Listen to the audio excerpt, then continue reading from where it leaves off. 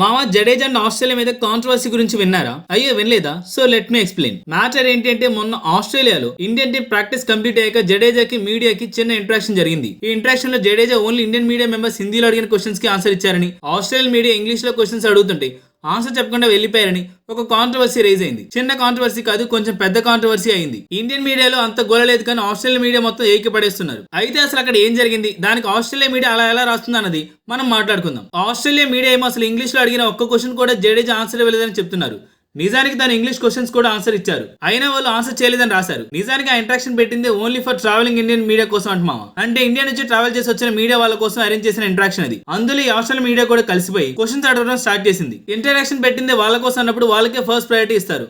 అందుకే వాళ్ళ క్వశ్చన్ కి ఆన్సర్ ఇచ్చారు. వీళ్ళు అడుగుతున్న క్వశ్చన్ కి మధ్యలో ఆస్ట్రేలియా మీడియా వస్తే వాళ్ళకి ఆన్సర్ చేయలేదు. దట్టు టీం మొత్తం ప్రాక్టీస్ సెషన్ కంప్లీట్ చేసుకుని రిటర్న్ అయిపోతున్నారు. బయట బస్ ఏమో వెళ్ళడానికి రెడీగా ఉంది. అండ్ లాస్ట్ లో తన ఇండియన్ మీడియా కూడా ఆన్సర్ ఇవ్వకుండా వెళ్ళిపోయారు. ఇది మా అక్కడ జరిగింది. ఇప్పుడు మీరు డిసైడ్ అవ్వండి, అసలు ఇందులో జడేజా తప్పేమైనా ఉందా? నాకైతే కనిపించట్లేదు. ఏదో మన ప్లేస్ ని బ్యాట్ చేయాలని ఉద్దేశంతో తప్ప అసలు అక్కడ ఏం కనిపించట్లేదు. ఏమంటారు మామ దీని గురించి?